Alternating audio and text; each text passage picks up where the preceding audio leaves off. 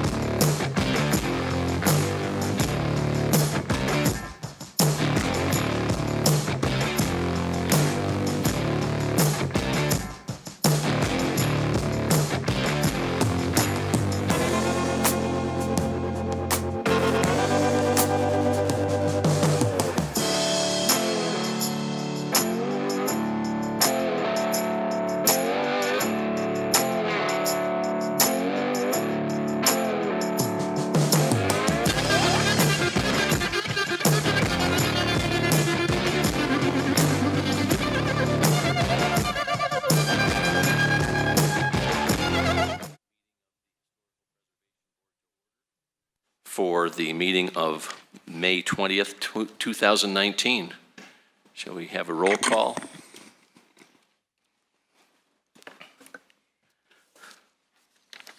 Chairman Price? Present. Can I look on with you? Vice Chair Field? Present. Commissioner Fisher? Commissioner Gabrielle? Present. Commissioner Grove? Here. Commissioner Hill? Here. Commissioner Spratland? Here. Commissioner Gullett? Here. And Commissioner Howd? Here. Thank you. Let's face the flag and do the Pledge of Allegiance.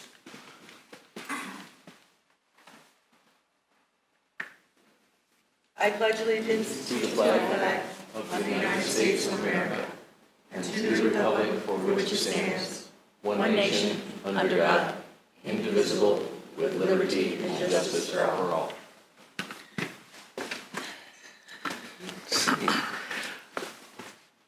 The next item is the approval of the agenda. Anybody see any changes that they'd like to make, or the agenda look good? Somebody want to make a motion to You approve? don't need a motion for Don't need that. it? Okay. All right, then let's look at the minutes from the April 15th meeting.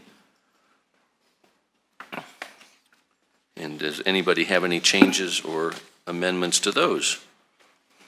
I haven't looked at the ones that are printed out. I looked at them online, and we have a typo to correct, a spelling that was called to my attention, and that is Rick Cronenberger's name.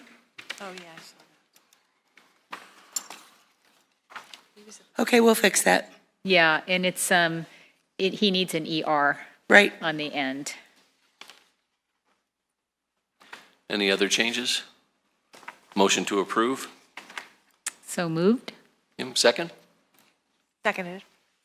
And all in favor? Do we vote on that one? Let's see, what do I need to do here? Oh, sorry. Here we go. The vote is 7 in favor. The motion carries unanimously. That was no. All right. Let's move on to public comment. If you'd like to address the board, do we have anybody signed in? I think I saw a couple. Okay. Run, run.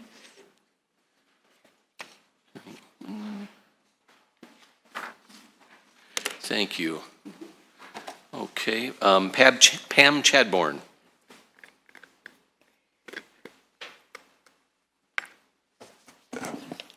Good evening, Historical Preservation Board. My name is Pam Chadbourne. I live a block and a half from here. So I went to Planning Commission's study session last week, and I heard something that made me frightened and concerned.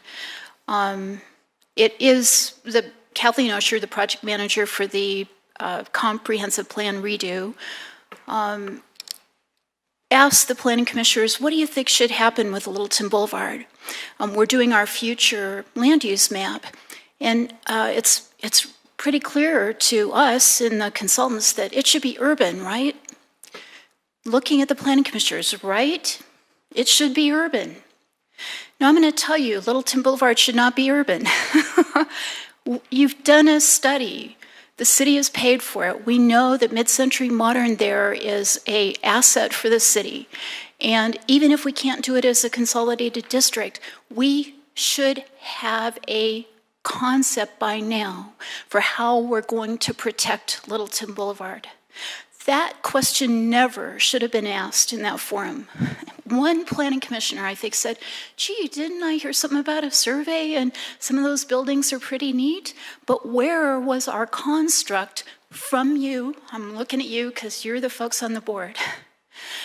Please, you don't have to, city council sets policy, but they don't tell you what to do. You advise them. You are our advisors and protectors of our historic legacy. Let me point at that painting, which I bet nobody ever looks at. Agricultural past. So the mill, we grew stuff here. Look at the farm fields. And the railroad, we transported stuff back and forth. And we saw the mountains. I don't want us to lose that. I think the North, we should have a policy for Littleton. The North Side has historic merit. And you folks are going to lead the way in helping us protect and preserve that for the future. Otherwise, it's going to be gone forever. The development attacks that are underway now are strong. And I have no evidence of this, but what I believe is that what was behind that comment, oh, this should be urban, shouldn't it? Is that somebody approached the city behind the scenes? They're not up here saying their 3 minutes, saying, I want to buy property here and build something 6 stories high. Don't you want that too? Because it wasn't informed by you. It wasn't informed by our Mid-Century Modern survey. So the 5 principles, 4 of them anchored, authentic, connected, and engaged. I think historic merit fulfills all of those. Please, protect our heritage before it's too late. You can act. Do this, please, now. Thank you, Pam. Anyone else? Okay. Let's move on to our general business item, our HBB Resolution 03-2019, allocating 2019 Main Street Historic District grant funds. Andrea? Oh, there it is. Okay. Thank you. I'm Andrea Mimnon. I'm a planner with Community Development. And tonight we're going to be taking a look at the first round of grant applications that have been submitted to the city to be reviewed and decided upon by the board. There are 3 applications received, and the total amount of funds for 2019 is $52,410. Normally, we have $50,000 available, but this year was the first year we were able to carry over unused funds from the previous year. And so one of those applications from last year came in under budget, which gave us the additional $2,410. In terms of the presentation tonight, we're going to go over a little bit about process, and then I'll provide a summary of the applications received, application review, and then there will be a staff recommendation, and then Historical Preservation Board will take action. And after I give my presentation, there will be an opportunity for each of the 3 applicants to come up and have an opportunity to tell their story, their application to the board directly, and so that you will have an opportunity to ask questions of them as well as of me.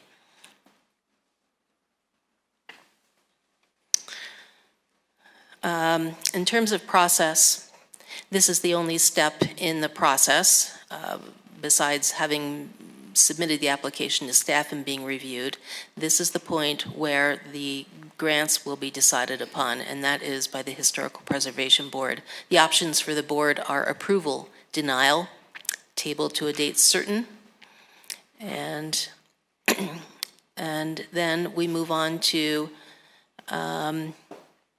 round 2, which would be October 21st, should there be any funds remaining for 2019. This is a map that shows the location of the 3 applications that were received.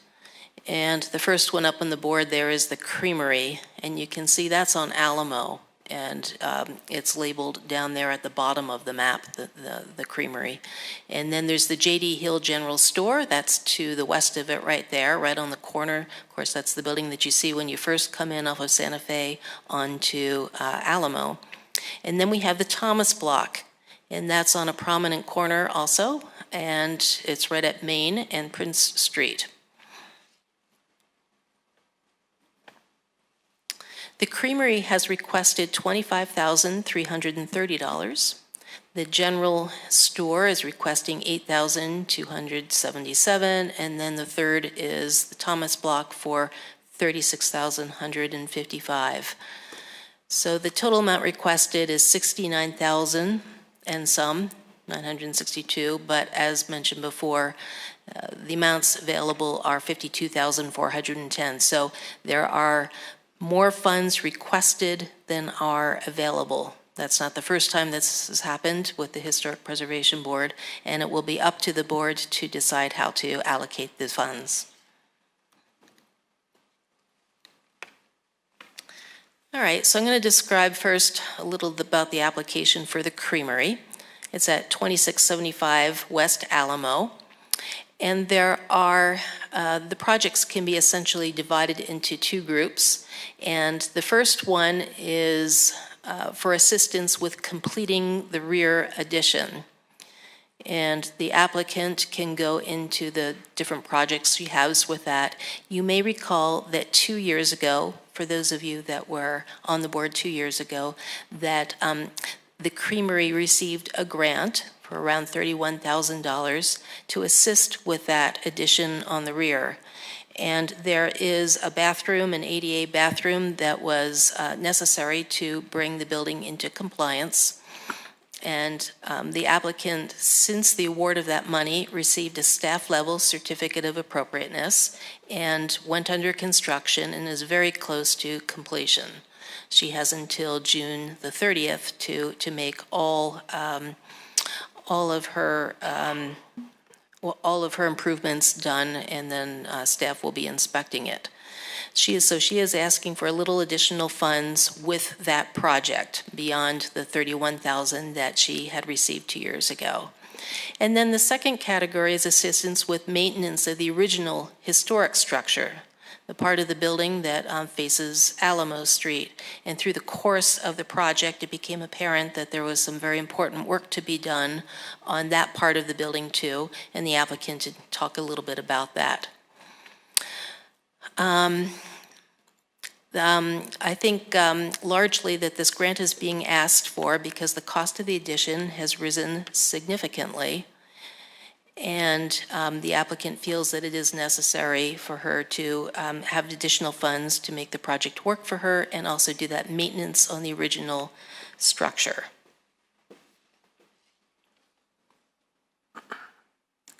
I guess I'd like to add a couple more things. With each grant, there are a few other alternatives for funds. And for this application, there are a couple of different possibilities. As you know, there's a state income tax credit program. And these maintenance projects that the applicant is looking to do can potentially, and as well as the electrical work, can potentially receive credit from the tax credit program. And just as a reminder, the tax credit program is 25% of qualified costs, and that is through October of this year, if she were to apply through October. And then after October, it goes down to 20% credit of qualifying costs. Another option is for a revitalization grant from the Economic Development Department. and Economic Development Department's revitalization grants can be added on to a historic preservation grant to help out with costs.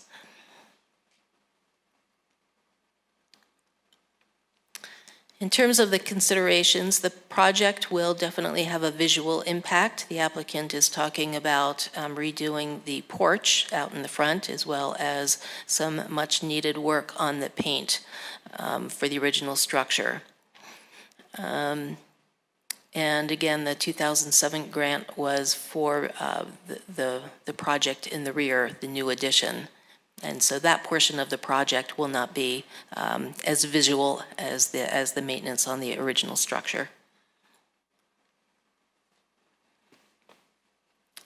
Okay, so the second application came in from the J.D. Hill General Store, and that is over on Rapp Street, right at the entrance off of Santa Fe Drive.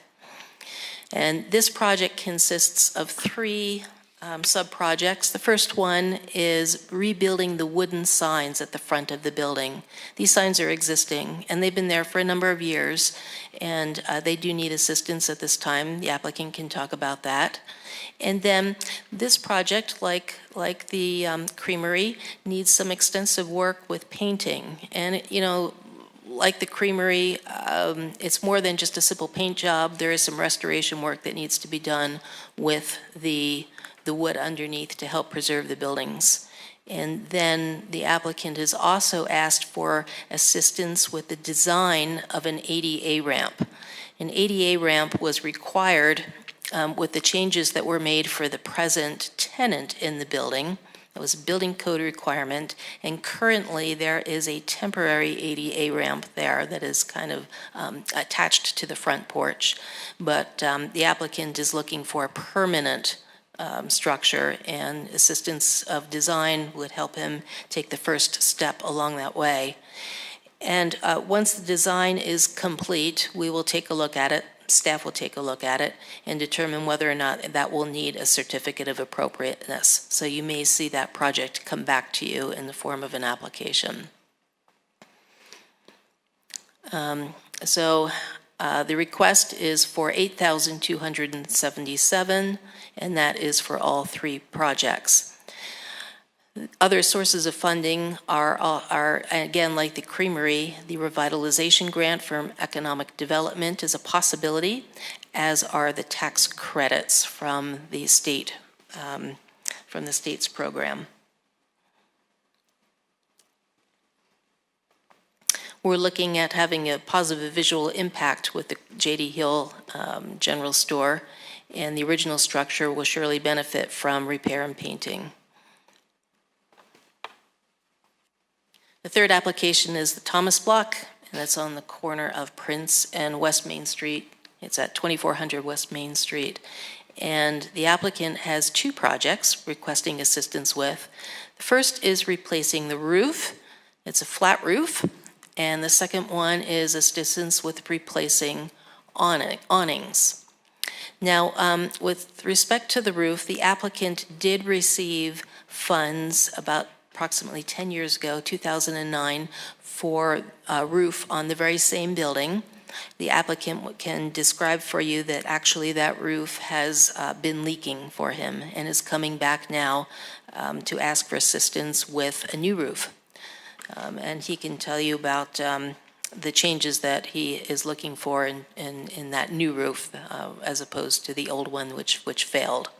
The second project is for the awnings, and the applicant, as you probably saw in the application, has said that the awnings are not the first priority, could potentially wait till next year, but was encouraged to apply for new awnings and by several staff members, and so here it is as part of the application. He's requesting $25,530 to assist with his projects. Again, tax credits and revitalization grant could assist with these funds. Staff has found that all of the grant requests do meet the eligibility criteria, and do comply with some of the considerations that are a part of the program. But again, it is up to the HPB to make the determination on the allocation of those funds.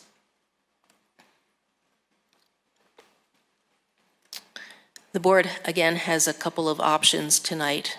You can approve the applications, approve with conditions, you can deny applications, and you can continue this discussion until a date certain.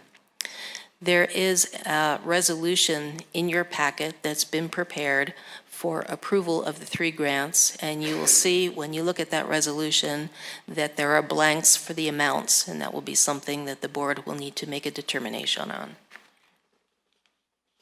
That is the conclusion of my presentation, and so I suggest now that you call up the applicants so that they can speak to you about their project in their own words. Thank you, Andrea. Any questions for Andrea?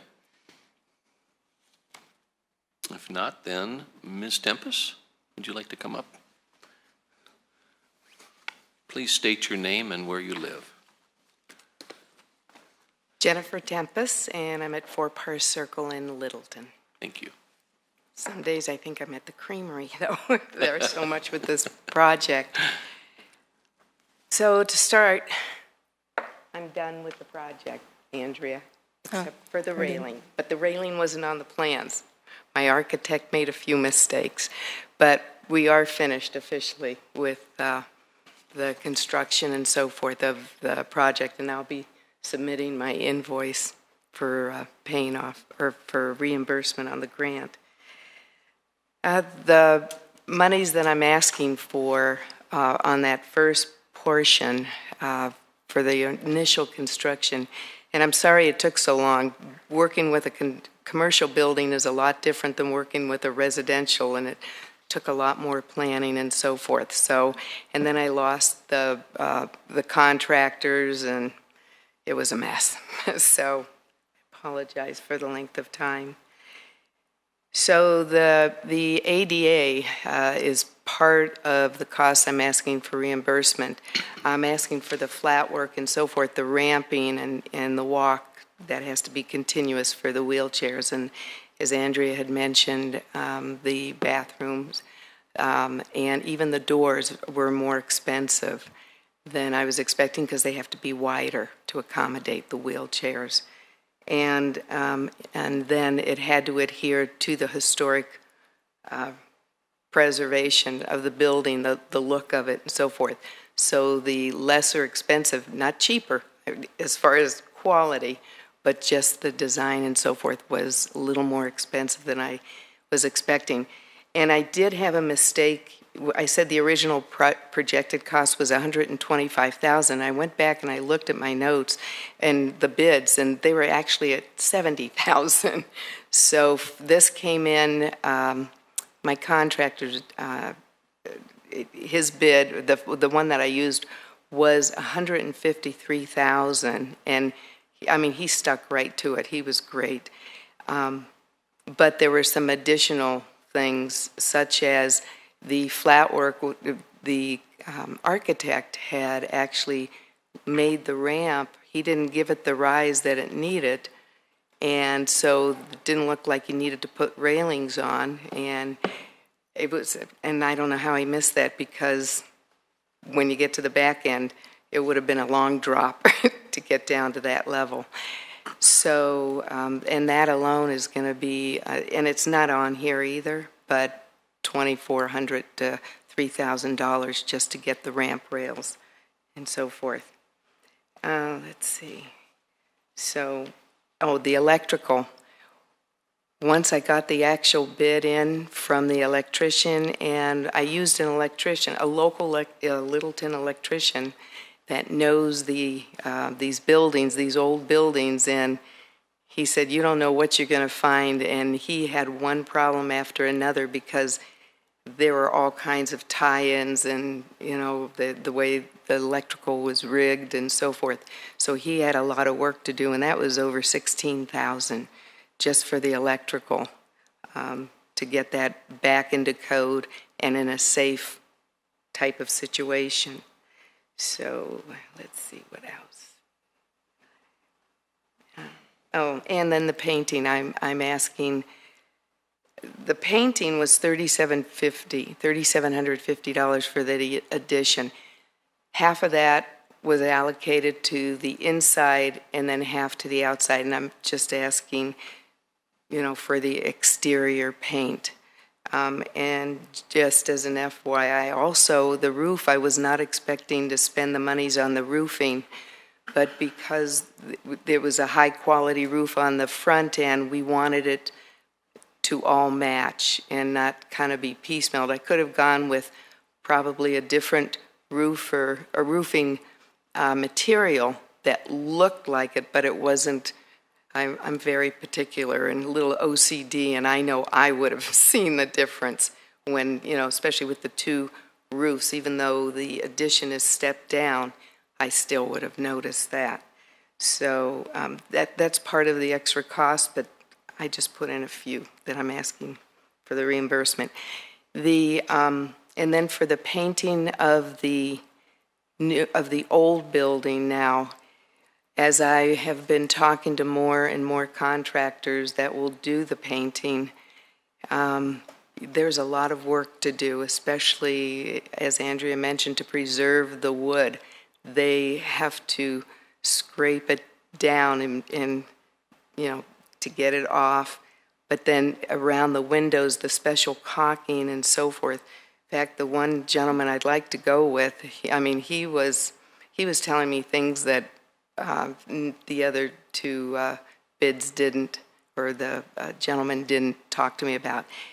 And I also talked to a couple of other contractors on the painting, and some of them just wouldn't touch the old building. They didn't want to be responsible. They said the wood, some of that does have to be replaced because it is rotting, especially around the windows, some of the window seals. So let's see what else. The front porch. The front porch is composed of fence picket material, and it's warping and popping up, and it's dangerous. And, I could put in nails and hammer it down, but I'd really like to replace that front porch. So when I came 2 years ago and asked for a grant, and they asked me, is it okay, would you still do the project if we didn't give you the full amount?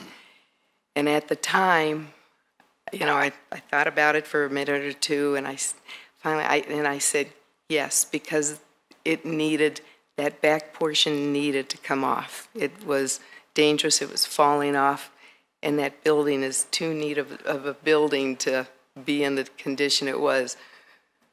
And I'm hoping that the painting project doesn't turn into what this did cost-wise, but I would really appreciate the help. So, any questions? Questions for Ms. Tempest? I have a question. Sure. Andrea mentioned the possibility of tax credits, and if you apply by October 31st, it's 25%, and that could be significant. Have you spoken with Andrea and worked with her about making that application to the state? We've talked about it. I haven't gone to her to do it yet. Between her schedule and my schedule, we've had other meetings too on other projects, and just haven't gotten together with her yet. But now that my husband, my CPA, is here, I'll make sure that I get this done. Yeah.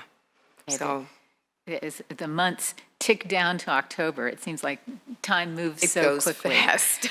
I know. And Andrea, you mentioned that.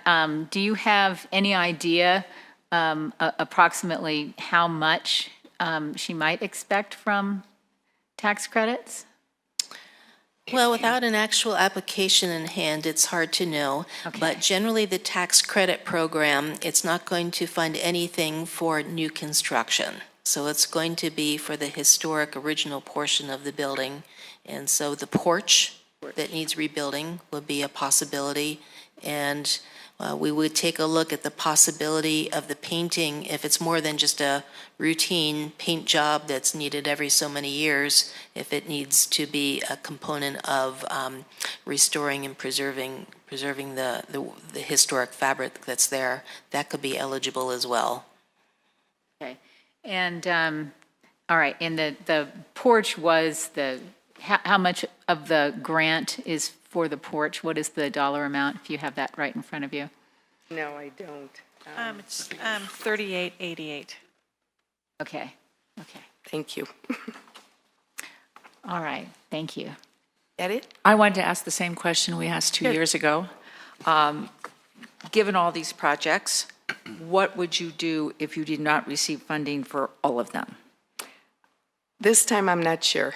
And I mean, depending upon what it is and what you are designating it for, I would have to say that. I mean, the project, the addition is done, except for the railings, like I said, had not been on the plans. So that's something that when Bill Tracy came out, that I'm in the process of trying to get bids, and everybody is behind on doing things, but I'll be getting the railings on. That's done. The painting, I even have taken more pictures that are on my phone of the peeling paint, and I mean, that's something that really needs to get done. Yeah, So in terms I'm of sure I priority, would. so if I understand you right, you're not sure what you would do in terms of, what is your priorities in terms of these projects? I mean, what is highest priority for you that really needs to get done? You see what's happening here. We have more applications than we do money, and we're trying to figure out Right. how best to figure it out. Right. Well, I think the painting and the porch would have to be top on the list. I mean, The painting otherwise- of the addition or the painting? No, the new building. The old building, excuse me. Of the old Oh, building? the old Okay, building. not the new The big one. building. So the historic part of the The building. historic building. But the ADA, the ramp, and that was totally unexpected costs. All of that was. So, and the electrical, well, I don't know how. And the But electrical is for historic- the addition? Pardon? Is the electrical for the addition? It was for the addition, but it was also served the historic building. There was actually two sides. They're both on different, on different breakers or different boxes. And I'm not sure exactly what all the wiring was that he did in there, but he rewired everything, I think, in the building. So I it's say, I both, think, the but he addition did. and the, Yeah, the addition was a very easy project, relatively speaking, but he had to tie it into the old building. And that's where, once he started disconnecting and so forth, he had to go through and start wiring everything in there. So a lot of that electrical goes to the old building. He spent hours. He had to keep coming back because power would go out. Things weren't working. He had to figure out which line went to what. So, can I ask staff a question on this project? So when we allocate funds, do we need to allocate them to a specific project, or can we give the applicant a certain amount of money and let the applicant decide exactly where the funds go? Yes, so I think that you can, if you like, just allocate a certain amount of money, and it would presumably be for all projects that are listed there. Okay. If the board wanted to specifically exclude it, that's also an option. Exclude one or two projects, for example. And I'm just thinking aloud here, that might be, if we did, not saying, it's through the process here, Won't hold we you to might anything. exclude projects that maybe she could get some of these alternative funding options. That's a possibility. Okay, thank you. Thank you. Thank you very much. you're welcome. Thank you. One more. Question? Yeah, along the same lines of thinking, I'm wondering, you said that the painting of the historic portion was a priority, and then you started thinking back to all the expenses. Would you consider waiting and submitting next year for that piece alone? For which So one, the the, historic building? Yeah, for the paint, repair exterior of the original building and repair of the front porch, that could be a project that you apply for next year, or is that more important that you do that this year? Well, I'd like to, there's some places that are really hurting on there, but with the economic development department, maybe I can get monies there and get it done this year too. So Okay. I like the idea of, personally, of just being able to apply it, see what how I can work that out. So, Thank you. thanks. So you've completed the work that you were given the 2017 grant for? Yes. Well, congratulations on that. Kudos on that. I know these projects are just, sometimes they can be frustrating and pains, but, we appreciate that you actually completed the project and you used the money, because that is what it's there for. Oh, So, yeah. thank No, you. I'll tell you, and the more I really have spent a lot of time at that building because of this, but it's a really neat building. I've got pictures if you want to just pass them of what it looks like, but just ask me, I'm over here. Any other questions? I had one more question for staff, actually. Andrew, do you know when the building permit was issued for the 2017 grant enlargement component? The building permit was issued, the date? Yes. I didn't hear the question. I couldn't hear when the what? The date the building permit was issued for the addition. Oh, ooh, boy, by the time I got the architectural drawings and everything done, and by the time I got the GC settled on who it actually, it was under Brevin's name, it was November. Yes, that's what I was just thinking. November of So A he year moved- ago, November. Yeah, he moved really 17. fast on it. And we actually, almost the last month was just waiting on painting. The painter he originally had disappeared. Once he got somebody, they painted it, and then they had to go back and fix some things and so forth. So that took a month, but Brevin was great. He was right on track and very good with communication and That was November of 18 when the permit was issued? 17? 18? 18. 18, okay. Yeah, 18. 17. It wasn't just, 17, Yeah. okay. it wasn't just this past November. The permit, yes. Oh, it was? Yes. Oh, Yeah, because I couldn't Oh, apply okay. for I couldn't do the permit until I had the general contractor. And I actually had a I started out with one general contractor, and the architect was the same through both of them. But the first general contractor was kind of like this was a part-time job. He had a regular job, but seemed too busy and traveling, and I decided I wanted a GC that I knew would be there, that I could depend on. So then I started trying to find another GC, and I talked to two gentlemen and ended up with Brevin, with the one I used. So, and it took me several months. Plus you needed a staff level COA and worked through Oh, staff yeah. with community development for extensions, so. Yes. We admire your perseverance. Getting this all Thank you. Thank you. Anything else? Okay, thank you, Right. Ms. Tempest. Thanks. All right. Next applicant is Mr. Pappert.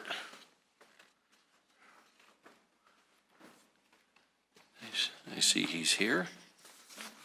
Good evening, board members and Andrew.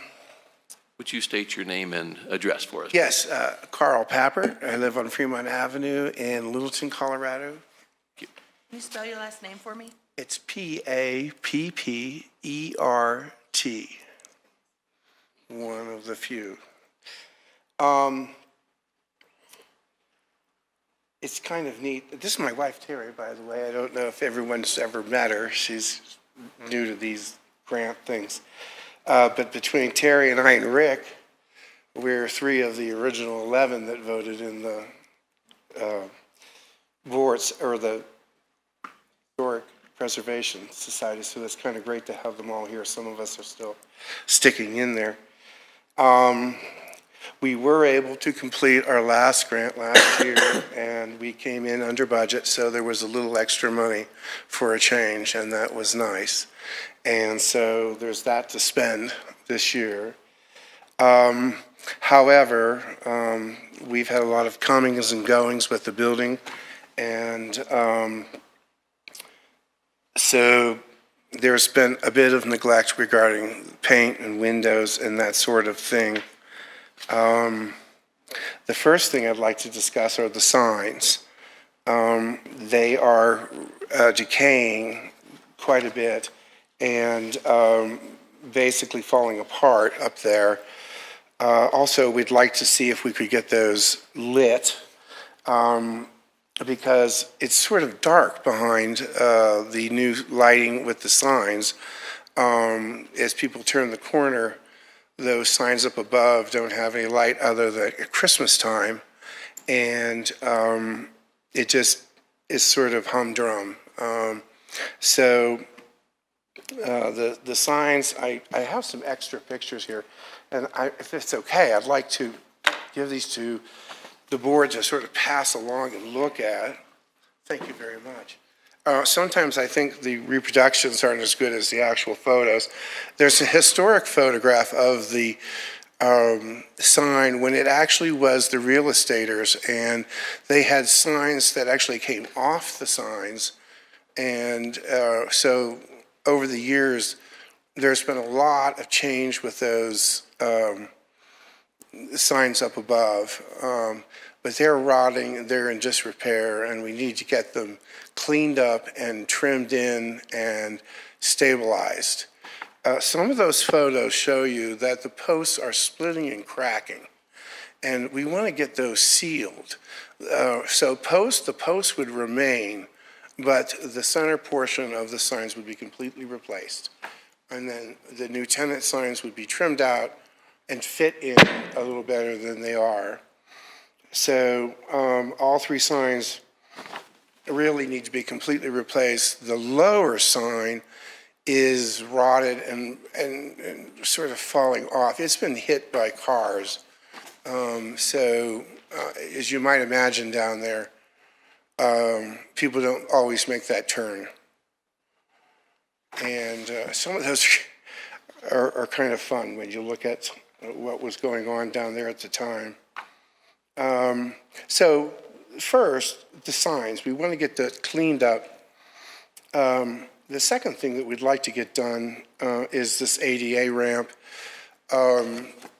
It's kind of a basic rental position at this point, where we've just got this ramp out there. We did engage the folks at Sundown to design us a ramp that would be ADA compliant. They also designed a new landscape for the entire front of the building, which of course is not covered, but we wanted to try and look down the road to including design elements that would be of the 1880s, such as large benches, large bells, horse hitches, things that we don't really get involved with, but that's kind of where we're going next year.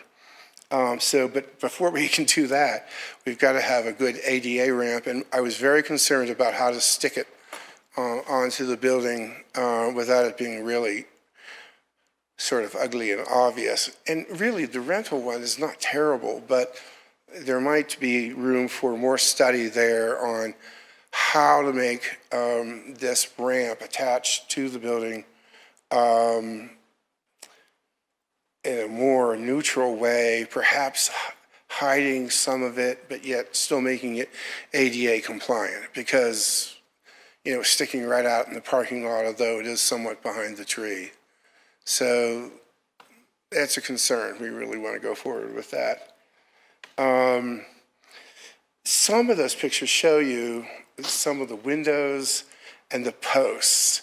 The front posts, I think everyone knows there's about 8 posts that go along the front there, and they're rotting badly at the bottom. And they need to be weatherproofed so that that stops. Also, the windows are sort of in disrepair. None of the grants I've ever had in the past actually dealt with the windows on this building. So those are all pretty much as I've been able to maintain them, including the wood ones on the second floor. So what we really want to focus on this year, if I could kind of get that clear, is that we want to get rid of the non-architectural elements, the things that don't, the stone things that are, I don't know if you have pictures that show the stone things on top of the signs. Those are not original. That was something that got added on by myself later on and as things went by. We want to clean up the building, get the straight lines of the building back, get rid of the junk out in front of the building, and then next year introduce design elements like I'm talking about as the things that make you feel 1880. So when you come around from the tavern and you're walking past the Masons, you'll enter into the corner, which will be of a slower, more tranquil time, which none of us remember anymore, sort of a time gone by. And so for right now, I need to get this building painted and cleaned up. It needs to be spit spot, straight lines, signs fixed, so that I can get the junk out of there, and then next year we can kind of work on putting these design elements. I've talked with Andrea about it. She's told me how we will proceed with that, not necessarily with you folks, but just with the city in general. So that's basically it. I do have a terrific painter that I think will do a wonderful job. He is going to hand paint it all, not power wash it at all. He is going to scrape it, use PPG paint, caulk all of it, seal it. He doesn't want to get it wet. Of course, it's wet tonight, but it's got to be dry, and do a really good job of painting it and getting it to look good. Some of those pictures show the signs when they were brand new, how nice they looked, but they don't anymore. So with that in mind, that's about all I'm asking for, is to try to get this cleaned up so that we can move on to next year's project, which will be trying to really make it look like the 1880s out there. Questions for you guys? Yes. You might have already said, but how old are these signs? They've always been there that I know of. Okay. They were replaced at one time. The center part would have been replaced when the roofing was done about 17 years ago. I know you folks have a copy of the Coco Home one, perhaps. You can see that crack that runs the entire way to the top on the left-hand pole. That's something that we want to get straightened up. Also, that post is leaning forward, and so when you come around the corner, you can see that the sign is leaning, and we want it to look crisp and clean and solid. Let me see what else I've got here. The windows, I think you can see. The top photo there is the back of the upper sign, which is just becoming detached from pretty much everything. The lower sign is the, which these were numbered, the Cody and Company sign. This is the one that's been hit by a car and a truck, and so these posts are basically detached. One's sinking. It actually goes to the right. These are the stone pieces that we want to remove. They're actually just sculptured stone pieces that I came across that I put up there as an afterthought. I thought they might look interesting. And then there is the back of the building on the next page, more windows. And I think that this one really shows how it has to be scraped. There's just layers and layers and layers, and I need somebody to really do a good job. So this guy was the most professional painter I've ever come into contact with getting this sort of thing done. These are the second floor windows. These are original windows. They are in bad need of painting. And then these are generally the back of the building. And I think I showed you with those other things, the electrical panels, which is great because now the building is a lot safer. But it left quite a mess when we took off the other panels and things and all that stuff that came crashing out of there when they did that. So not to keep pressing that one, but so the signs are from 1872? Oh, no. There's that one sign, picture of that sign with the real estaters. Mm-hmm. I think it's back with Wendy. Okay, Yeah. that's kind of an interesting sign. They were there for years and had those little wings on the side that I think they put their names on those. And so that would be the 50s, 60s, I believe. I don't know when the signs went in. There's this write-up here that I believe is included on the history of the building that says that the historic people, whoever they were of the time, got together and worked on these two buildings. And that's when they put on the front porches of the middle building and the front building, although it doesn't mention who paid for it, whose idea it was, but they all came to the rescue of the front building and the middle building, which is when those front porches, those long linear porches, and the pine that's underneath was installed.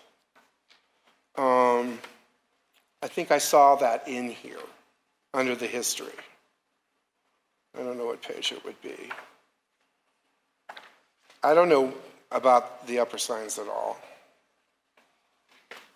I know that Ernie asked me one time, and I said, well, since I've been born, so. I do have a question about the Yes. signs. The upper and lower signs, are they connected through the roof? Yes, they are. They're Okay. bolted down. That is meant to look as one pole coming through to the top, which is why they need to be pulled back and aligned so that they don't look as though there's dilapidation occurring and they're falling apart. So will that It's affect the not a roof? solid piece. It's not a solid piece, It's okay. not a solid piece, but it is into the roof and it is lagged in. Okay. So will that cause problems when you go to replace it?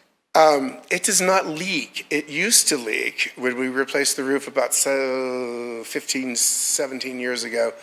That was destroying the under part, that wood, that really nice pine wood, which we did get a grant to work on and clean that up, which we did. And we don't have any leaks any further. I think it's pretty good.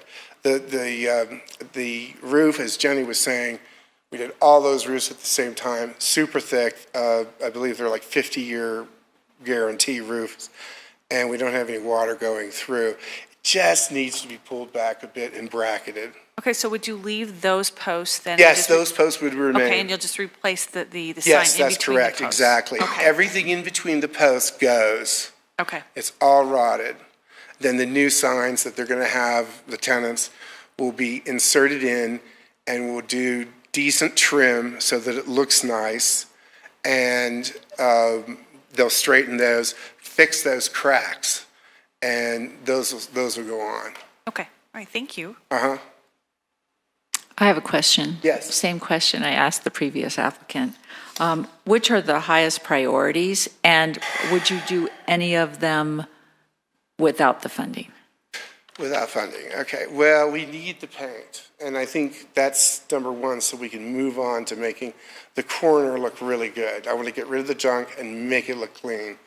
So I think, if anything, what we would put off, simply because we can, would be the ADA ramp, because that could actually be studied a bit more. I kind of got in a knot when we had the new tenant move in. We had to all of a sudden have an ADA ramp, which was fine, but here's this historic building, and we're trying to slap this thing in. And Bill Tracy thought at first we could raise that front sidewalk up, but it's like Jenny's saying, it's not the right grade. If you can't pull off the right grade, it's like 1 inch to, and I can't remember now, but it wouldn't have worked. We talked about possibly doing a curved sidewalk up to the front door, but we thought that would just take away the linear, it's a very linear horizontal building, and to put something like that there we didn't think would work. So I think there's a good way to do the ADA ramp off the south side. It might curve even a little bit. We might have to go out a little further, and we might have to look at lighting. And then I also thought perhaps we could do, it would have to be, and I don't know how they do this ADA thing, but perhaps we could shield some of that with white wood, not picketing, not like a picket, but perhaps we could hide some of the tubing and the railing with, at least from the drive-through, with some sort of white wood or something like that. I need to look at how to do it right. Thank you. Because I got real upset about it. I didn't know what to do. Mr. Pappert, would the paint and maintenance of the $6,480 include the repair of the bottom of those posts that are supporting that roof? No, it's a separate $1,800 to rebuild the 3 signs, I think is what it was. And the painting is $64 total. I think that's right. Yeah. Is the post deterioration at the porch level, or is that up at the roof level? I'm sorry, and I should clarify. The upper signs, the posts stay. The lower sign, posts get replaced. They're completely broken off and rotted. Gotcha. Okay. And that's part of that? Yes, that's part of the rebuilding of the signs. Okay. Yeah. So I'd like to get the signs done, the painting done, clean up the building, and then next year work on trying to re-invoke a period of time gone by, because I think that's what this is all about. Okay. Thank you. It's a crazy world, and it would be nice if people could feel calm someplace. Sure. Thank you. Here's a question for Andrea. The overage or the excess that we have from last year, did that come from Mr. Pappert's project? The Yes, 2410? Yes, it did. The 2,410 was because Carl Pappert's 2018 project came in under budget. So that is the reason for the additional funds available this year. Okay, thank you. Question here. I have a question for staff. I just want to confirm, I know that typically zoning will have specific regulations about signage and illumination, and I just want to confirm that these signs would be permitted to be illuminated.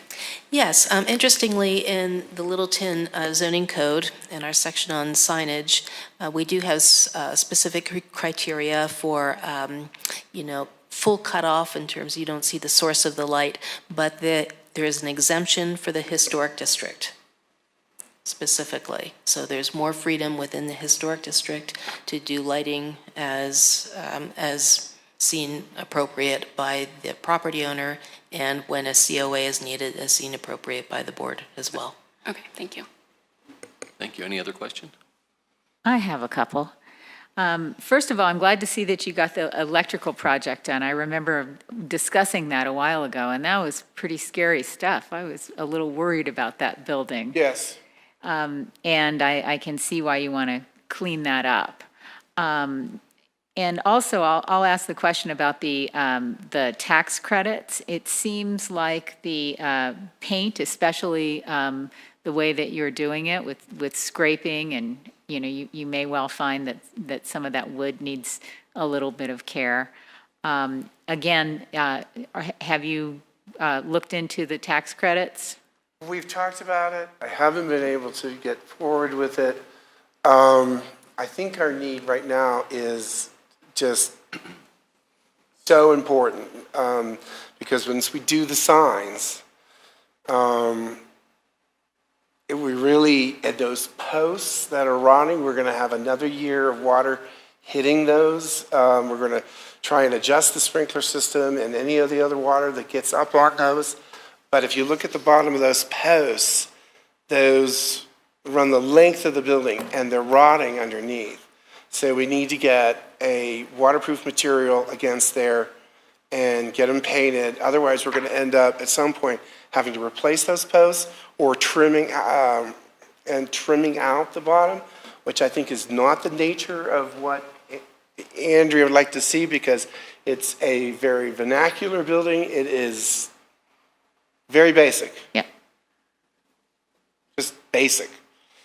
And that's kind of what I want to get rid of, the swing set, the stuff that doesn't fit out there, which again is not really our topic, but that's where we want to go. Now, I'm kind of struggling with the signs a little bit. Yes. I appreciate the need for the signs, and the signs are attractive, you know, as they stand now. But I appreciate the need from a business perspective. And I'm trying to recall, you know, we have wonderful historic photos of this structure back in the day, in the late 19th century. And I'm trying to recall if there was any signage on the building at that time, because all of this signage is very, very recent. In fact, 1950s and 60s actually post-dates our period of significance. Well, you could look at, I don't think there would have been any signage before the previous historic people put, and I feel stupid referring to them as the previous historic people. I know it says here somewhere. Oh, that's okay. In this literature who they were. Mm-hmm. So they were the people before you guys. They came to sort of save the day, and so it was a triplex or a duplex, and the building was in such repair that they did those roofs and did all that stuff. I don't think there was any signage before that, so that would be a matter of, you know, if you look at the picture of the duplex part of it, oh shoot, I have millions of it, but it is basically no sign anywhere before that time. So someone put them up there, I would assume in that 50s, 60s, it may have been the real estate people. Mm-hmm. I knew one of them over at the Elks, but I think he's died, that used to sell real estate out of there. So the signage it's not original to the structure, and yeah, neither are the front porches though either. Oh, okay. I mean that they actually, it was a single entrance with simply a small roof that covered the doors. Okay. There was no porch at all, no concrete porch, no poles. And I don't know, where the heck are these? I know we've got lots of them. Terry, do you have one of those here? Yeah, here you go. This, oh, sorry. I think you're right. But I think it's a very old edition. Maybe so. We really got to talk about what period we're talking about when we...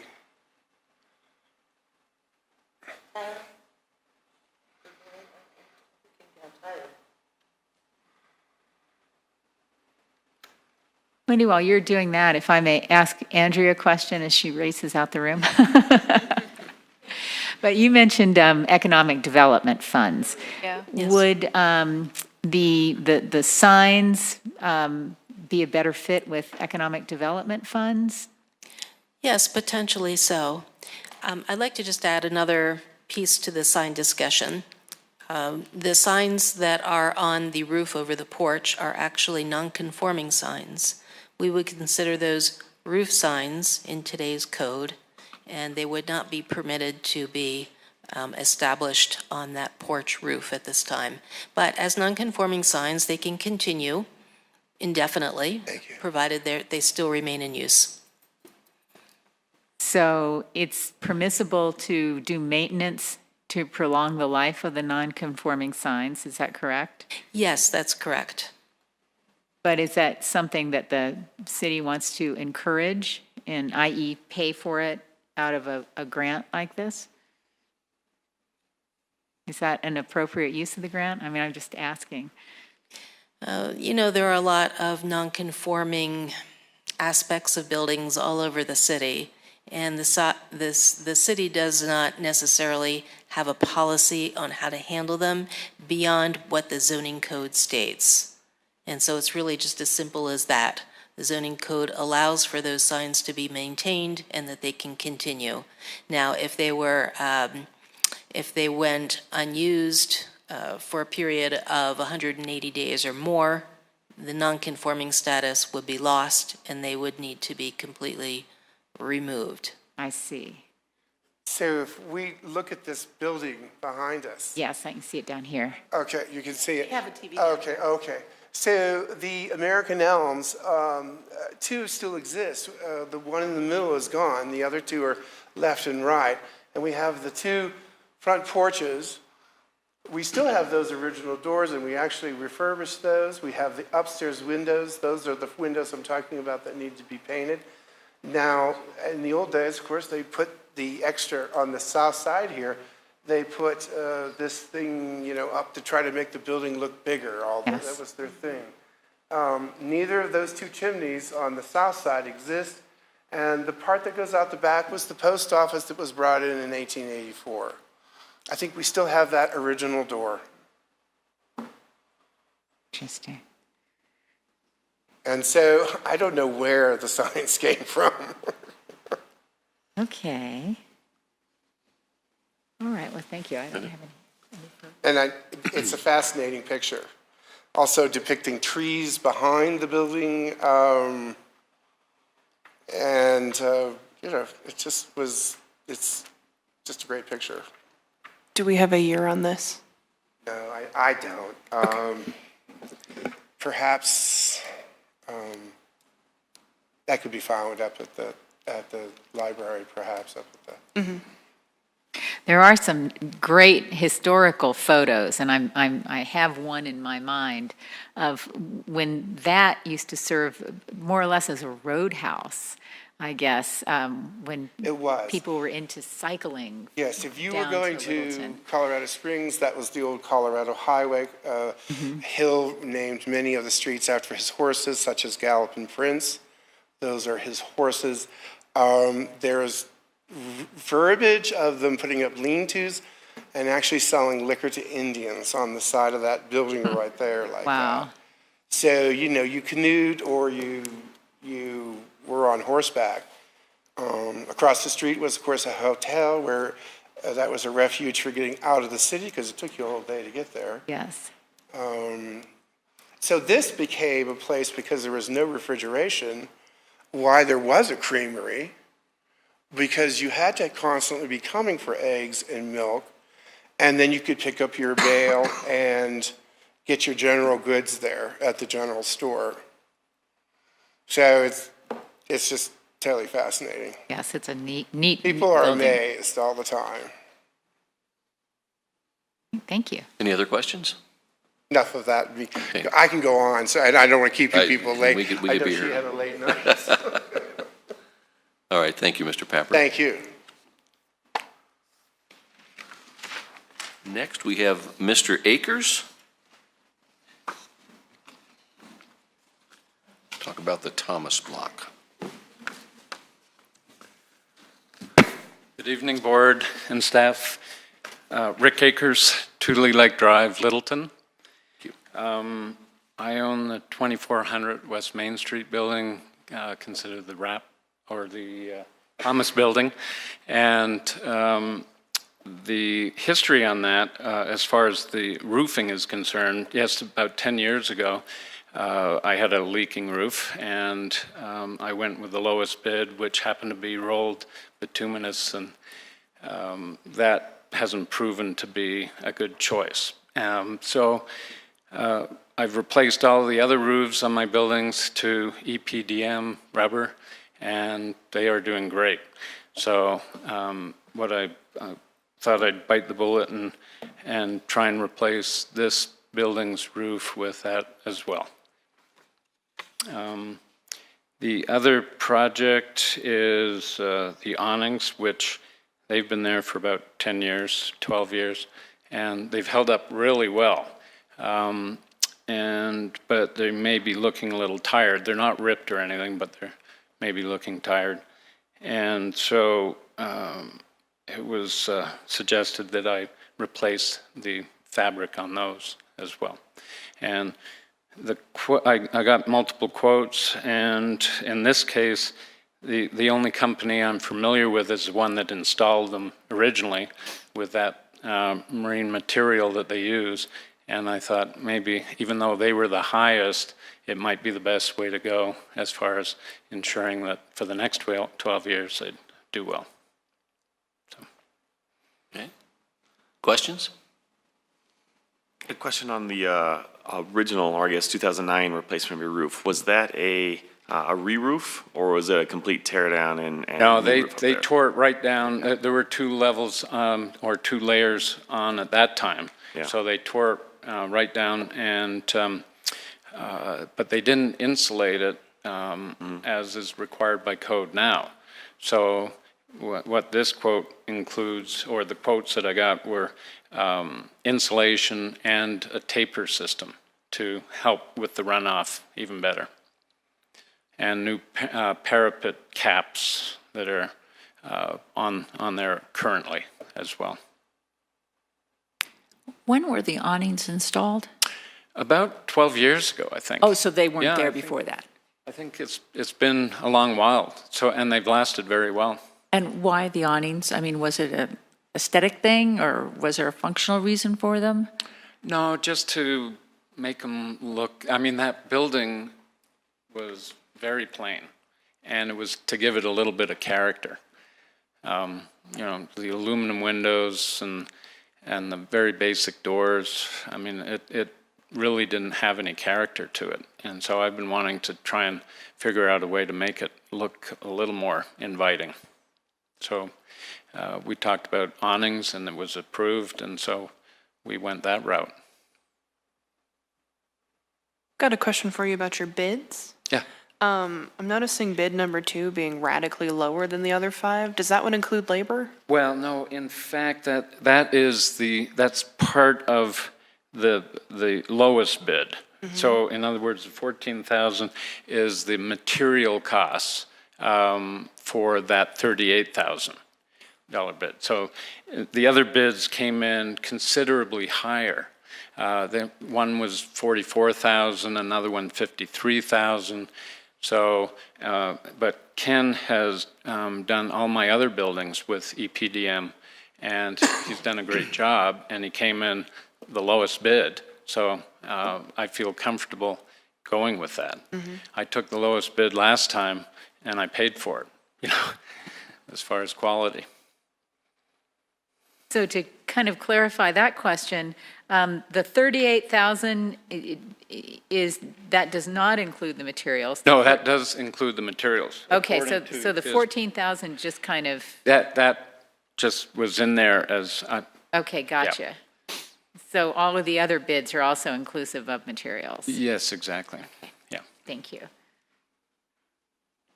Was there any warranty on the original roof? Yeah, there was, and he was back several times. Apparently, with that material, I guess it buckles and dries up and breaks and bulges and does whatever it wants to do, and it just started getting leaks, and so they were back to do some additional tar work and what have you, and finally got it stable for about 8 years, and then it's just had more and more issues every year, 2 or 3 leaks sort of thing, and this is really the only way I can afford to do such an expensive capital project, is to have some form of grant.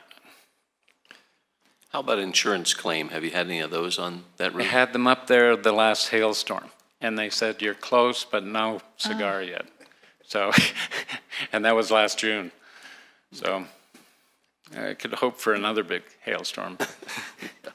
Okay, thank You'll you. definitely have a much better end product with insulation up there. That 4 Pardon inches, me? that 4 inches of polyiso will definitely have a huge impact, I would think, on your energy bills for that building. for Yeah, sure. I've learned a lot about, flat roofs in the last couple of years, so I think that it'll be a better choice. Any other questions? Do you have any plans to change the roof geometry or anything like that? It's going to stay a flat roof, but with just a different covering? No, I think that one has worked well, so I'd like to get the same. Now, as far as color, if anybody's got some suggestions, I'm open, but, no, I asked the tenants, in fact, and they haven't come back to me with a color yet, but as we get closer to that project, then I'll talk to staff as well. They may have some ideas that might work better. But I like the burgundy personally, but yeah. Thank you. Sure. To take a page out of Pam's book, if you could only do one of the two projects, would the roof be the number one That by priority? far is the most critical. Okay. And as I mentioned to Andrea, that I would I clean the awnings periodically, but they get to a point where they don't really get brighter that much. So I would probably this summer do the cleaning, and then next year look at replacing the fabric, because they're not torn or anything at this point. So Okay, just dated. Add-on question to that. If you didn't get the full amount, would you still go ahead with the project anyhow? probably not. I'd have to increase rents, and that wouldn't be terribly popular, and then it would take several years to accumulate enough money to do that.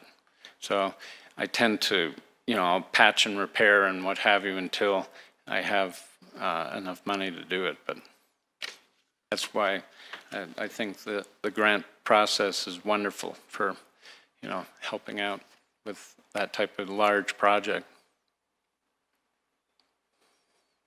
Okay, anything else? Thank you very much. Thank you. Okay. Instead of looking for a motion right now, I'd like to use board or our chair discretion and have a discussion among ourselves about how to allocate this, and then come up with a kind of a consistent motion, keeping in mind that we do have 2 grant rounds. If we allocate all of these funds for this grant round, there won't be a grant round number 2. So that just keep that in mind. But these all 3 seem to be very worthy projects. So anybody would like to start some discussion? Laura? If you just look at the numbers, if we gave each applicant 75% of what they asked for, we come within $62 of using our full grant. So that would be a really easy way to say, here's 75%, use it as your discretion, use it on your roof, use it on your paint. You use it the way you want to. Personally, I think that would be an easy way to disperse the funds. Then we don't have to go through and say, well, gosh, your paint job is more important than your paint job or your roof. But that's just a number. If we did 75%, we're pretty close to giving everybody. And that's 75% of the cost they're presenting us, or 75% of the total cost? If we gave each applicant 75% of what they asked for, Okay. then we come within, so we'd have to take $21 off each one, but then we'd be able to use all our funds, and everyone would get the same percentage of what they asked for. Right, okay. Nice job figuring out the math. Yeah, thank you, Rain Man. I was going a different direction because I didn't trust myself to do that kind of math, and kind of keeping track of some things I thought I heard. If we remove some of the lower priorities, for instance, the awnings on the Thomas block, the signage repair because of the issue that you raised, and on the J.D. Hill, and let's see, if we if the Creamery building owner can get an EDA grant for the new work, and we help her become a little bit more whole for the work that's already been done, that gets us darn close to finishing some of the projects. So just to be more precise, 17,724 removes the new paint work in the first project. We get down to 66,411 if we remove the signs from J.D. Hill, and we get to 28,275 for the Thomas block if we remove the awnings. Hopefully an EDA grant would cover those. We get there. You want to further modify? No. I'm going with your suggestion mainly because of the new roof.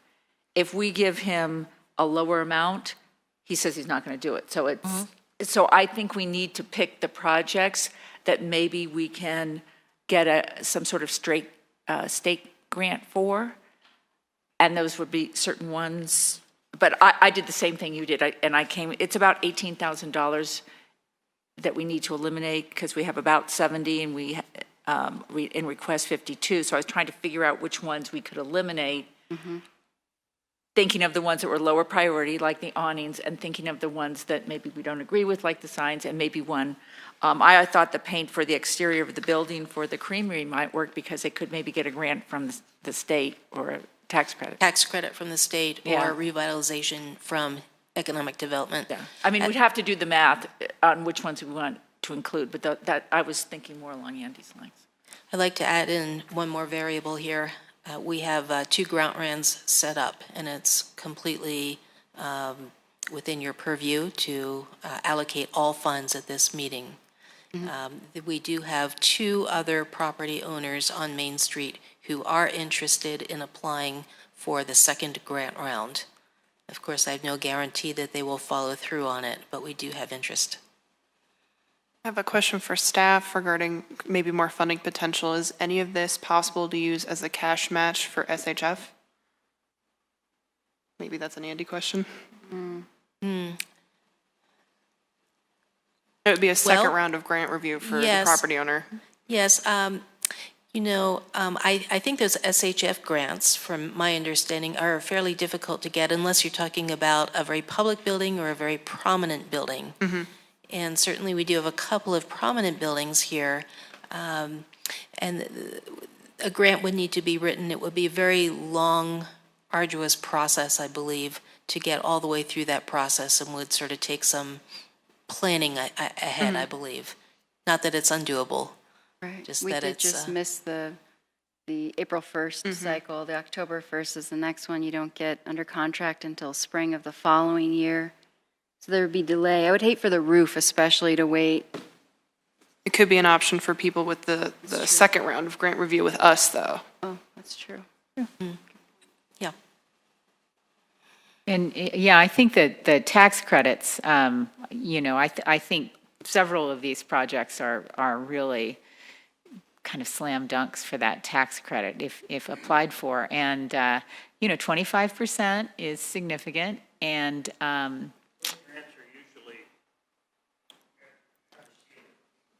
the tax credits? Yeah. No, that's actually,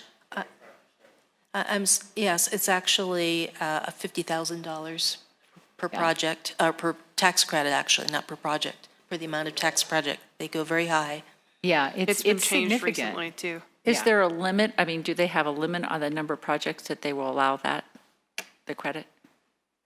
In other words, are you fighting for, is there a lot of competition? Complicated question. There are right now, there are actually 2 tax credit programs. One is going to phase out. And I believe the one that's going to phase out does have a stipulation about how much money is available in the state coffers per year.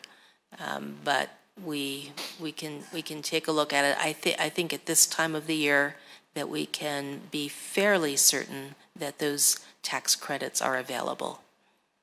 Okay. And this is the time of the year people do projects.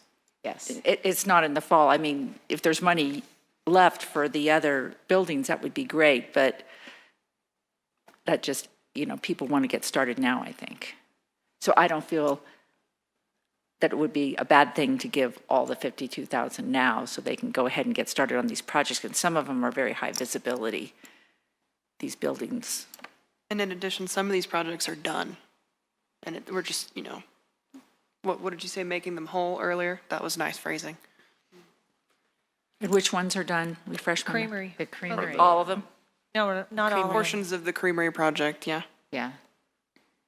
1, 2, and 3, basically. Are done. Yeah, I'll throw my 2 cents in as far as, I feel a strong preference towards anything that will preserve the existing structures, so the roof, the painting, as well as anything that, affects the health, safety, and welfare of the occupants of it. So any code required elements, as well as design assistance for those. So, yeah, in my eyes, the new roof, the signage repair is maybe secondary, but the design assistance for the AD ramp, painting, seem to take priority for me. I also have some, hesitation. I'm not sure exactly how to phrase it properly with the additional funding for a project that we've already provided funding for. I don't think it's restricted in our grant. I don't think it's nothing we can't do. But there was an opportunity for that, and unfortunately it did go over budget. And I think if we do have opportunity to help make some of that whole, I think that'd be great. But I don't see that as a higher priority in my eyes. Other thoughts? Well, if we took out the awnings from the Thomas block, we would have $30,560 available for the roof. If we took out the ADA ramp design and the signs on the J.D. Hill, we'd have $2,693 left. And that would give us $19,157 left for the creamery, which would be $7,806 for the historic portion, and the balance could go for reimbursement for work completed. And this is with potentially putting limits on what the money is spent on or not? Well, the money would be spent for the roof, obviously. Okay. Mr. Pappert would then paint the building, and then the 7806 would go for the historic portion of the creamery building, and the balance then could be used for partial reimbursement of the upper 3 budget items there. So then the motion we'd be drafting would be specific to those items? Correct. Okay. Those projects. Yeah. And, excuse me, Chair, did you include the ADA ramp design for J.D. Hill? I couldn't follow. If you I included took the that out. $500. Okay. Yeah, I hope my mentioned just I the hope my paint. phone did it right. I don't know. Sometimes it. Yeah, I did hear you say that. I would like to advocate for the design assistance. That's something that, done improperly, we would have a temporary railings, and I think there is an opportunity for a good design solution to be proposed for that location. You'd keep that in, David? I would keep that in. Isn't that a small amount?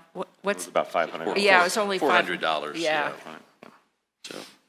So my math was actually off. It would be, if we stripped out the repairs of the signs, it would be 8277 minus 2692 minus 400, which would be 5185. I thought the signage repair was 1866. Did I look at the wrong thing? That's what I got as signage repair. 1860. Well, help me, Andrea. I'm looking Here, at do you- page 7. So Isn't it we 2692 on the repairs of the signs? 8277. And lighting, right.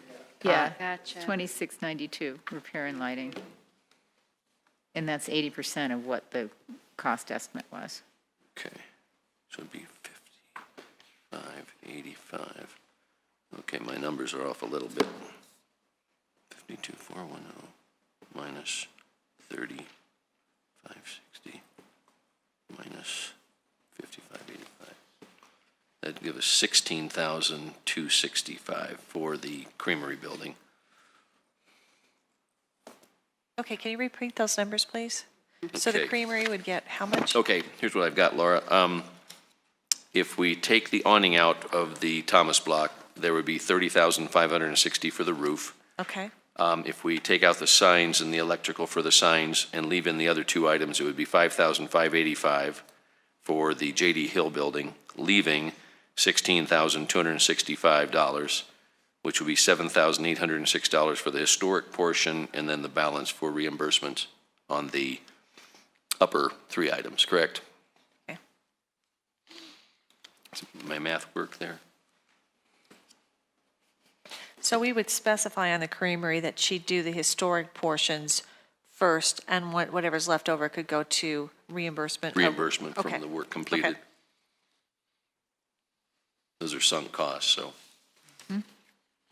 Laura, I'm curious if that looks like the 75% numbers that you had. That would be funny. I think it might be kind of similar. close is It's it? actually kind of close. Yeah. Yeah. I mean, it's not perfect, but it's along the same kind of lines. It's probably a little more for the roof Yeah, it's a little bit more for the roof, and a little bit less for the creamery. a little bit more for J.D. Hill, and a little bit, and about 3,000 less for the creamery. Works for me. Okay. Well, anybody like to make a motion? It's in here, I saw it. Can you read, just one more time, the 30,000, how much for Thomas Block? 30,000, 560. thank you. 30560.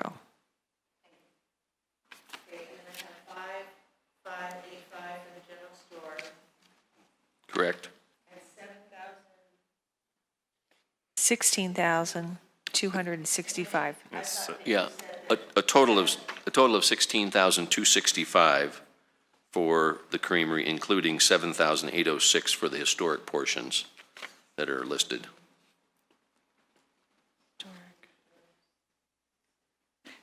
Is the 30,000 the whole amount or the 80%? That's 80% of the. Okay, that's it. That's the amount requested. Yeah, he requested 155. Where's my thing here? Wasn't it I 30? think that's his 80%.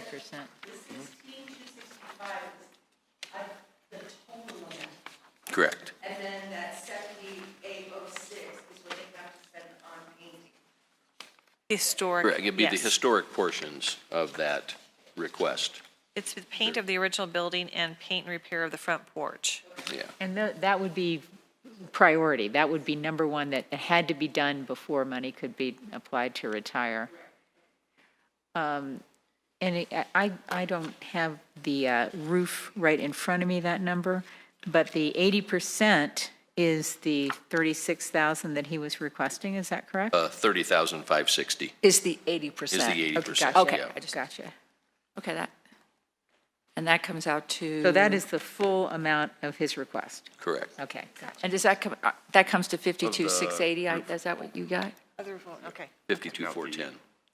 Okay, then I don't have it right. Look at my numbers. 30,560 plus 58,55. 5585. Okay. I'm wrong. I'm wrong then. 3560, 3585, yeah, okay.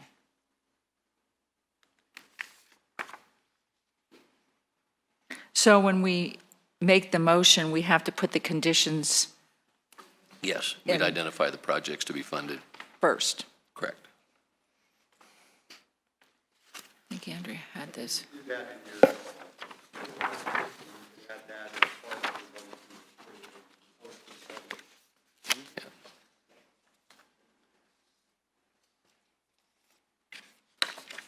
So before we do the motion, we should probably identify the projects to be funded so that we're not stumbling over the motion.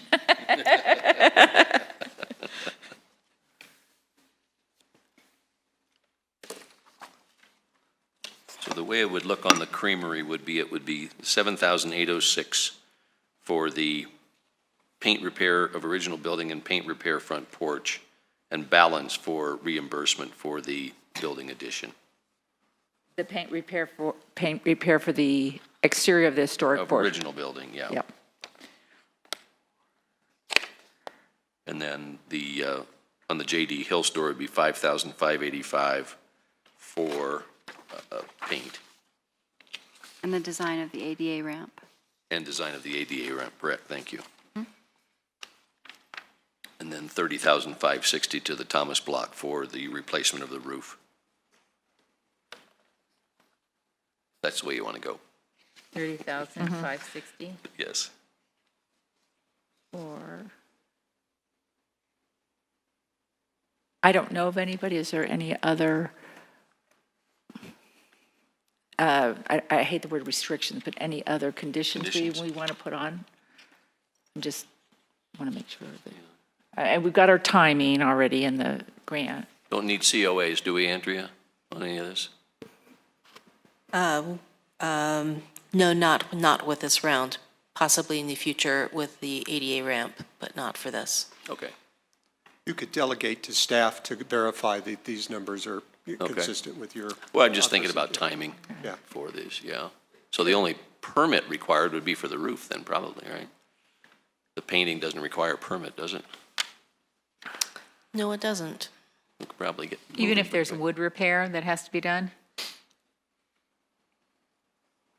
Well, I'm not an expert on building permits, but I think that repair may not require a permit. quick. Yeah. I think just window replacement and siding replacement might. Siding but not replacement, repair, I yeah. don't think. Okay. And then for the creamery, the 7806, and the paint and repair of the historic structure must be done first, must be completed first, and then the remainder of the amount that we've given to the creamery can be used to. For the reimbursement. It also needs to add the paint and repair of the front porch. Both of those For the creamery? for the creamery. Okay, the paint and repair of the historic structure, and then was it replacement or repair of the front porch? Repair. Paint and Repair of repair the front front porch. porch. So those two, so Those two paint things first, then first. repair. Okay, If I gotcha. could make a recommendation, when we propose our motion, are we allowed to make reference to Table 1 of staff's report? Be much easier to just read those Sure. itemized numbers. Okay.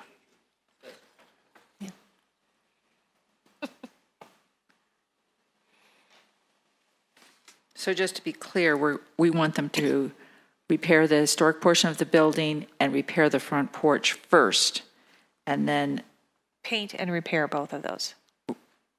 paint. Pardon? Items 4 and 5 in the table? Yes, Okay. but I think we have to spell it out, don't we? I think we can make reference to those. We can reference, it's okay? You can make reference. You can to reference the to that, table. and then we'll add it to the resolution, and then have Chairman Price sign it with all of your conditions in there, so that it's actually in the resolution. Okay. And note that each of the tables has a number associated with it, so you can identify it that way. So it would be table 2, the historic portion of the building would be first. The historic portion of, One of the I've got table, staff report. oh, here's table 2. just to further clarify that money should be allocated, and I have 7806, basically, should be allocated for the paint and repair to the historic portion of the building and the front porch. That's what I've got. And that if the work on those two items exceeds 7806, we are providing additional funds to the creamery. That's where the additional funds should go. So should we ask for the completion of all work involved in painting and repair of the historic structure and the front porch before the additional funds can be used to offset what's already been spent? Yes. Okay. And if my figures are correct, which they may not be, those two, 4 and 5, was 9758, do I have it right? And of that, 3,800 was a repair of the front porch? So this, what we propose to allocate them will cover those two things. Right, but if the repair, the front porch, for instance, if it runs over budget, we shouldn't be having this discussion next year to say, well, it ran over budget. And so, we're giving more money than is budgeted for those items. So those need to be completed in Exactly. entirety before any funds are allocated to those things. Towards The 1 through 3. Reimbursement. Yeah, the reimbursement, yeah, Even if it goes over budget, maybe we need to stipulate that, yeah. because we don't want to be held up because there's not enough money. Will they, I think we should make the contribution towards a project instead of an unlimited or a sliding scale of funds towards the historic preservation or the restoration work. So we have quotes for $78,006, and I think that's what we should allocate towards restoration work. Oh, And okay. the remainder towards items 1 and 2 on those. I think it's 9758, if I'm correct, for 4 and 5? Is that 7806 for 4 and 5? for 4 and 5. Okay, then I have the wrong number. So in other words, if the funds that were requested and allocated to do the painting and repair on the historic structure, if that was not adequate, they could still take the additional funds and retire the work that was previously done? Is that what you're saying? I don't know that we've allocated funds to something with a undetermined number is what I'm saying. We know a number that's being proposed for that work, and that's what we're going to allocate Right. funds for. So, okay, but I don't think I made myself clear. Okay. It was just that if the project comes in and it's over budget, you know, it costs more than 7806. We've allocated 7806. But we're also approving funds to reimburse for work that was done in the past. And I guess what I'm proposing is that before those funds can be used to reimburse work that was done in the past, they should first be applied to, you know, whatever the repairs on the historic structure come in at. In other words, if it runs over budget, the money to cover that should come out of those additional funds that we're approving. Is that clear, or? yeah, That makes sense to me, so that what you're not saying, let's give them 7806, let's give them the amount to cover 4 and 5, anything left over, whatever the budget is. But wouldn't it be all right to give them the funds, say the 7806 is for items 4 and 5, and then the rest of the funds are really at her discretion? But what she's saying, it could come in over budget, they could come back to us next year. Yeah, we don't want to have the Right. same discussion next year. So let's just say whatever it costs, they have to do those funds and not specify a number. my only concern with that, I mean, I like where you're going because you're prioritizing the work that feels most important, but to the earlier point, my concern is that we're sort of approving an overrun that we haven't even considered the reasons why there might be an overrun. They may be, I mean, I'm not expecting this, so please don't take this wrong, but I hate to give sort of a blank check if toward an overrun, if the reasons come back due to negligence or some mistake, or that we would feel that maybe we wouldn't want to give that allowance. So maybe it would be okay for them to come back and say, wow, you'll never believe we had all these problems. We can reconsider at that time. But I kind of like the earlier comments that David made. Just feels weird giving that without knowing why there were overruns. Okay, I mean, No, I certainly if don't that want to does happen. imply that I'm suggesting that we give a blank check and say, you know, spend whatever you want. Sure. It's that $16,000 figure that we were saying, should go to. $16,265. That's finite. What That's about not- a reasonable I hear amount, you. plus or minus 10%, plus or minus 15%? I mean, we're getting complicated, No, but. I mean, I don't want to go more than 16,000, but I just don't want to have the same discussion next year. No, I hear I'm- you. The project I'm was not sure over it matters. I budget, think leaving it up to the applicant's discretion. If it goes over in this area, that means there's less to reimburse for the Right. other, so. Right. I Okay, think- that's agree. fine. Okay. That's fine. Okay. Well, motion. I can. Before you do the motion, can I just read back what I've got right now so that Yes. I make sure that everything is right? You bet. For the creamery, I have 7806 for historic paint and repair of the historic structure and paint and repair of the front porch, which is under Table 2, completion of all work before additional funds may be spent. The remainder of the funds would be $8,452 for a total of $16,265. That's the creamery. The general store would be $5,585 for paint, the outside of the building, and design of the ADA ramp. The Thomas Bach Building is $30,560 to replace the roof. Is that That's what I have. correct? Correct. Okay. Somebody want to say so moved? Can we do that? Could our was a motion good be motion. what she said? You So- can say so moved. Can we do that? Go ahead. Yes. Anybody Great. wanna make- So moved. Okay, second? I'll second. Okay, second. Any more discussion? All right, then, all in favor?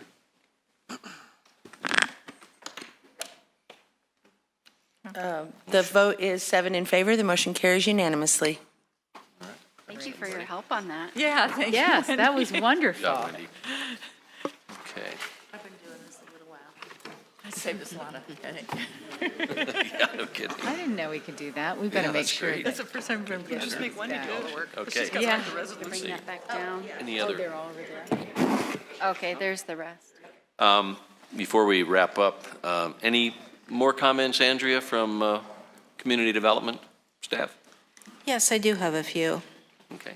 Some of these I think you may have caught in an email from me over the month, but just wanted to go over them once again. We have had a fairly busy month with historic preservation. And the first item is that the post office did receive its National Register status. Oh. Right. And so I think various outreach to the community is going to be happening on that.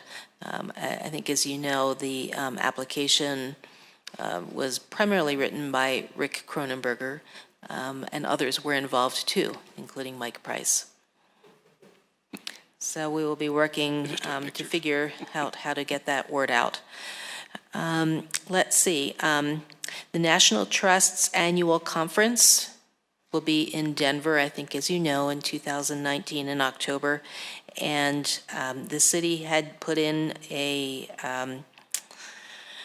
we had put in a tour for them to consider, and they have done a dry run at this point and have said yes.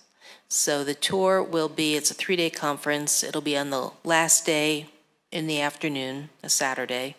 Maybe not the best spot, but still we have it, and it will include a tour of Crescenta Park neighborhood in Denver, Arapahoe Hills in Englewood, and finishing up for the commercial Littleton Boulevard corridor with then beers or whatever drink you may choose at the tavern down at the bank, what is Jackass Tavern.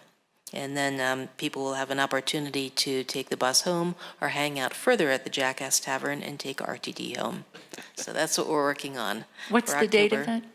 that, Andrea? Well, I believe it's October 10th, 11th, and 12th, so it'll be Saturday the 12th, but we'll be hearing a lot more about it. There's still a lot more work to get that script written, as Kim knows. We've been working on that in the outreach committee too, and we'll be firming a lot of things up in the next couple of months. And you mentioned tour there, Andrea, for the Littleton Boulevard corridor tour? Yes, that'll be the third leg of the National Trust Tour. Oh, great. Yeah. Yeah, so it'll be a whole afternoon that will happen as a part of that conference. And that'll be a real opportunity for us to get to have a taste of a national conference. So we'll see how much money the city has for us to get board members to be able to attend that. Okay. This came up, I think, a little bit earlier. The Spotswood residents, they received a grant in 2018 for the repair of their historic windows. They have completed the work and submitted a reimbursement request, and I will be processing that in the next week or so, going out to inspect and then working on the paperwork, assuming everything is in order. And that is, oh yes, we do have one more thing, two more things. I think, as you probably all know, there was the request, of course, for the Carnegie Library coming from the Melting Pot Restaurant that occupies the Carnegie to modify the view easement, the conservation easement, to allow for the tents, and the applicant did withdraw their request from City Council. And at this point, we don't have any further word from Melting Pot on what their next steps may be, but we are reaching out to see how the city may help, as we know that they're a very important business to the city. And then perhaps, Pam, you would like to speak to the HP Awards. The awards were very successful. In fact, somebody said they really liked who received the awards. It felt it was a very strong lineup. We had a nice showing. All the publicity that we did worked well. It was a joint effort between HLI. There was 2 members from their group, and Laura and I worked on it. We split up the work really well. I think it was a very nice presentation. We had entertainment. And let's see, we had Laura was there, I was there, Kim. And Amy. Amy. So we had a nice, and Jennifer was there. Of course, Andrea was there. So we had a really nice showing from HPV this time, which I think was very good. And I do have one announcement, our history tour. The next history tour was supposed to be in conjunction with the block party, but as you know, the block party got canceled because of the permit. It was too expensive, according to Greg Ranke on the internet. And so as a result, I talked to HLI and asked them if they wanted to do the tour, and they said yes, they're going to go ahead and promote it the same way they did the one that we did in the first Friday in May, which we had 32 people. So they wanted to go ahead and do it again, and Dan Miller is going to take that tour, give that tour. He is a past HPB member currently on the Planning Commission, and he's one of the trained people. So if you haven't been on the tour, I highly encourage you to go, especially some of our new HPB members. You just meet at the courthouse at 2 o'clock, and it takes about 45 minutes to an hour. It's very informative. It'll help you understand the buildings at downtown Littleton as well as the rich history. And we are always looking for more tour guides, so that's kind of the first start if you ever want to be a tour guide, is to take the tour and see if it's something that you want to be trained on and brush up on. We tend to travel a lot in the summer, so trying to get tour guides at certain times can be difficult. And what was the date on the next tour? It's Saturday, June 8th at 2 o'clock at the courthouse, and it's free. And then Western Welcome Week too, Pam, we'll have some. A Western Welcome, it's probably going to be the Thursday night of Western Welcome, and I'm not sure if we have 1 or 2 tours, whether it's 5 and 6 or just 1 at 5:30, I can't remember. Okay. Otherwise, First Fridays, we're not doing those tours? Right now, it's kind of as we go, because we can't publicize in conjunction with First Friday, so right now it's the next one is this June 8th, and kind of want to see how it's going to go. There still seems to be interest, so we may move down to 1 tour because we had so many people at the 5 o'clock tour last time and so few at the 6 o'clock that we may just do 1. All right, good. Okay. Is anybody signed up for Hoodlum on the first Wednesday of June? If not, I'll do it, because I can report on what we've done tonight, and then we can get a sign-up sheet for the rest of the year. Yeah, that's good news. Pam was really good at Yeah, I would keeping love to sign-up sheets, so I'll try to do that. Oh, Keep that and in front then of me. the meet and greet. Meet and If you greets, want me to right. get, I'll just send you my form and. Okay, thanks, that'd be great. And you're doing meet and greets, aren't you, Kim? Yes. Good. And we need to talk about how to do those ongoing. I agree. Okay. I have some information to share with you. Okay, good. Anything else, Andrea? That's it from staff. Anything from the board? Yeah, if you could share that sign-up sheet again, I just want to make sure I'm not forgetting something I signed up for. Okay. Well, the signed-up sheet ended at the end of the last kind of term, so there's no sign-up sheet now. Okay. You So know, we have a everybody new only one went to coming. March. Yeah, so. Great. I'll get one started. Yeah. Okay. All right. So don't worry. You're okay. Phew. Anything else, board members? Okay, I think we're adjourned then. Thank you.